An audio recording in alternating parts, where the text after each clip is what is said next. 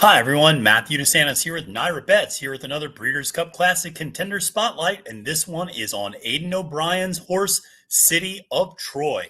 Now, before we get to this very intriguing horse, make sure to press that like button and subscribe to the NYRA Bets YouTube channel today. Subscribing is entirely free of cost and just notifies you when new videos drop on the channel, and we have a lot of content for you on Breeders' Cup Week. We certainly have these spotlight videos, but we've also already posted a bunch of trainer-specific videos looking at their top contenders for 2024 and past success.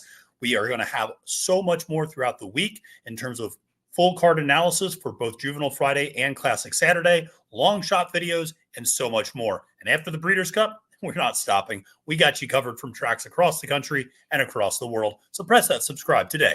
Also, make sure to play the Breeders' Cup on NYRA Bets. If you use promo code CUP25, you get an up to a $200 deposit match bonus, as well as a free $25 bet. So best way to play Breeders' Cup is on NYRA Bets. All right, well, listen, let's dive into talking about City of Troy, perhaps the most intriguing horse in the Breeders' Cup Classic field. And if you're late to the game and you don't know much about it, there's a reason he's really intriguing, and it's because he is trying to do something for the first time, which is he's trying to run on dirt for the first time in his career. This is a European horse who has been exquisite on the turf over in Europe, who is now coming over and running in the United States on the dirt for the very first time for the legendary trainer, Aidan O'Brien. And I know there is a lot of debate among people who I have a lot of respect for, who don't even think that City of Troy is actually going to end up running in this race. I think he's going to run. Maybe it's just a fan in me. I want him to run. I'm thrilled a horse like Next is running in this race just to see what happens. Take your shot. You've already secured a huge stallion deal in terms of City of Troy. You know where this is going to be his last race, no matter what. Take a shot and go out on top and make history doing it. I think it's going to be really impressive to see. We've not seen European runners win very often. We have seen a lot of European runners get close. Remember Saki and Giants Causeway, both coming up so close in their respective Breeders' Cup Classic races. And we've seen, horses like Raven's Run and others win the Breeders' Cup Classic. Admittedly, some over the synthetic, but again, over the dirt here at Del Mar, going to be a lot of fun to see. So let's dive into a little bit more detail on City of Troy. Like I said, legendary trainer Aidan O'Brien. O'Brien has had a lot of success the last couple of years at the Breeders' Cup. Now, admittedly, this was all on turf. But still, over the last 2 years at Keeneland and last year at Santa Anita, has won a third of his entries. 15 starters, 5 wins. Not bad. He's actually hit the board 60% of the time, 9 of 15 the last 2 years at the Breeders' Cup. He's brought over some real serious horses. He's got another great group again this year. Horse like Lake Victoria on Juvenile Friday. That's a single and forget it. I will be stunned if that horse does not win the Juvenile Turf Fillies. So that's one I really consider as a really strong favorite. But obviously he's trying to do something a little bit different here with City of Troy. Jockey by Ryan Moore, who is a world-class jockey. Ryan Moore, when he comes over, I'll be honest, he just absolutely schools North American riders. And Ryan Moore knows something that a lot of us who watch this on a daily basis know, which is nobody, and I do mean nobody, protects the rail anymore coming for home. And Ryan Moore, that's how he won last year. If you remember that race last year between Auguste Rodin and Up to the Mark, what was the difference in that race? Ryan Moore saved every single inch of ground because he knew that inside rail was going to open up. And it always does. But in America, we don't protect the inside rail, and we love fanning out, turning for home, and angling out. So that's what we get. Now, that works on the turf. We'll see what happens on the dirt. Ryan Moore, obviously not quite as familiar riding on the dirt, just doesn't do it as much. Obviously does ride on synthetic over there in the United Kingdom and in Ireland, and so does have some familiarity riding on synthetic. But again, dirt racing is a little bit different, a lot more speed heavy, and the dynamics are just a little bit different than riding on the turf, obviously. Why are they taking this shot with City of Troy? Well, it's right there on the page in terms of the sire. This is what Aidan O'Brien will always start with when he talks about the transition from turf to dirt. He'll say he is sired by Justify. Justify, of course, the former Triple Crown winner and great American horse that was a great dirt horse. and is sired by Justify. His dam, Together Forever, is by Galileo, arguably the greatest turf influence we have right now, certainly up there with a horse like Dubawi in terms of great turf influence. So this horse has kind of the best of both worlds, a tremendous dirt sire and a tremendous turf dam. Now, that said, one of the things we know about Justify is actually a very accomplished turf sire in general, not just overseas. We've seen him have a lot of success with horses here in the United States who are turf runners. And his dirt numbers are certainly solid, and he's a good dirt sire, but he's really, I think, actually turned out to be a rather prodigious turf sire.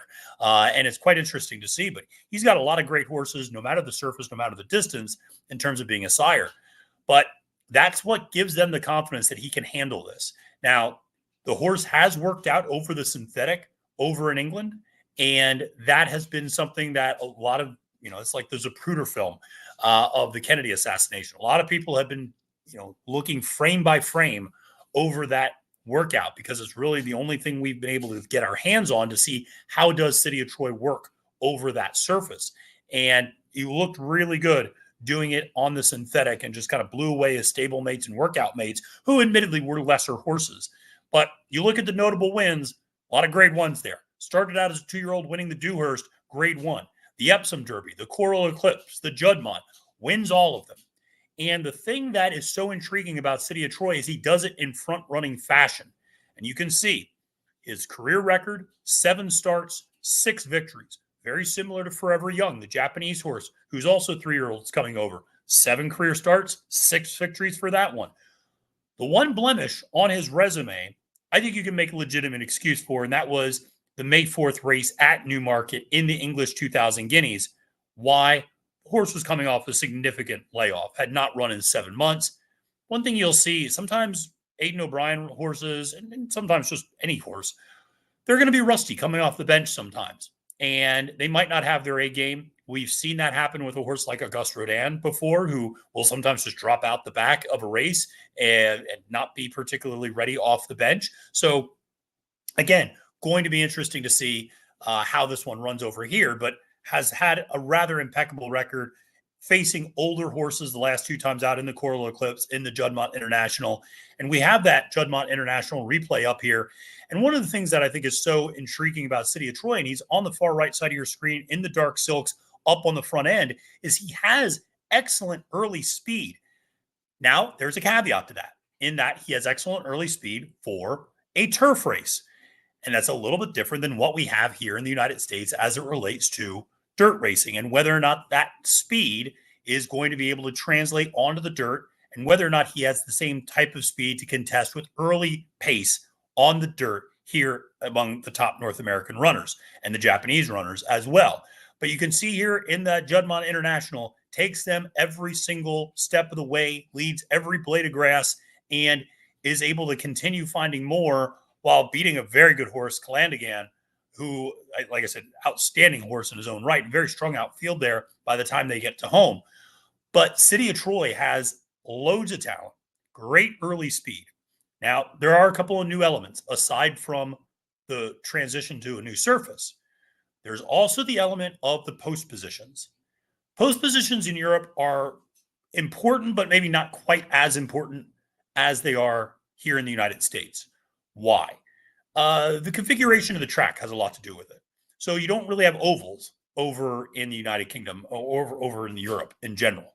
And so because it's all turf racing, and you'll have these kind of triangular configurations sometimes, you'll start on a backstretch, you'll have a long run, you'll have a long straight run before you have kind of a more gradual turn.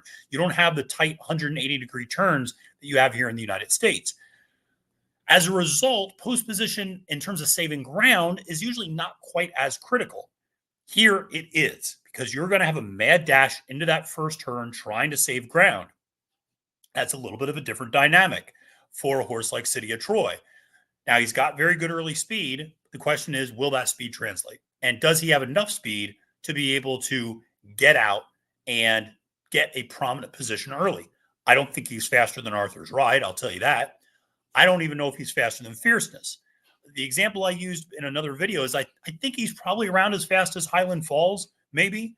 maybe as fast as a horse like Dermasotogake, maybe as fast as a horse like Forever Young. So he could very easily sit in that kind of second group, sitting third, fourth, fifth, somewhere around there, which would not, I think, would be a perfectly fine spot for him to be in. It's going to be interesting to see if he likes sitting in that spot as opposed to being up on the lead, because I just don't think he's getting there. The other issue is, where will he draw in terms of an inside versus outside post position? If you draw a little further outside, yes, you're giving up ground, but you also are able to, navigate the early pace situation a little bit more easily, because you're able to kind of slot your horse over more gradually. You're able to, Ryan Moore is going to have the flexibility of looking over to his left and just getting a sense of where everybody is. So again, if he's drawing outside of Arthur's Ride and Fierceness, then that's to a significant advantage. If he's drawing to the inside, it's a little bit more tricky, because if you're drawing one of those inside rail positions or inside 2 or 3 spots, you really have to be aggressive out of the gate, because otherwise you are going to get shuffled back and you're going to be sitting more mid-pack or further back, and that's not his game. So especially taking kickback like this for the first time in a serious race, there's just a lot of issues there, I think. And this is a horse whose race could very well be over by the time it goes into the first turn. He is a boom or bust type of horse in that regard. If he gets the right sort of trip and the right sort of break, and he's sitting prominent, maybe third on this, tracking third on the outside, that's ideal. If he's sitting 6th up against the rail on the inside behind horses taking kickback, that would take quite a Herculean effort for him to be able to still win this race. He is supremely talented. There's no two ways about it. I do think post draw is going to be very important on Monday night, so make sure to pay attention to that in terms of where he ends up drawing in this particular field. Now, from a standpoint of wagering, when you talk about City of Troy, what sort of price can you expect on him? If you look at the overseas markets, he's the favorite right now. That's not necessarily surprising. Overseas markets will tend to favor European runners. I think a lot of American money is going to come in. I think a lot of American money is going to come in on Fierceness. Why? Because a lot of money always comes in on Fierceness. Trusted connections, clearly the top 3-year-old right now in this particular race. So we'll see kind of how you end up getting this race bet. I think this is going to be a race that looks a lot more like the Kentucky Derby in terms of wagering than perhaps other Breeders' Cup Classics, where you had a very heavy favorite like Flightline, just kind of suck up all the air in the room in terms of wagering. I think it's going to look a little bit more like last year's. Certainly White Abario was a heavy choice, but I think you could have a lukewarm favorite. You could have a 3-2 or 5-2, I should say, 3-1 type of a favorite in this race. And maybe City of Troy's second choice. City of Troy's not going to be even worse than the second choice, though. So I think you're looking 5-2, 3-1. I have a hard time thinking you're going to get 7-2. Listen, if you think this horse is the goods, then fire away. But I think there are legitimate questions to answer for this horse, and you're going to be trying to answer and ask those questions at a very short price. And whether or not you're willing to accept that short of a price on a horse that has never run on this surface, has never run around this configuration, has never dealt with this type of a post position and running style going into the first turn, it's a legitimate thing to be concerned about. So I think as impressive as he is, and he is an incredibly impressive animal, and he is such a good horse, and I have nothing but respect. And I have to say before this video is over, I have nothing but respect for Aidan O'Brien and the connections for running him here, because this is what makes racing great, is seeing the best horses from all over the world run against each other. I mentioned Saki earlier.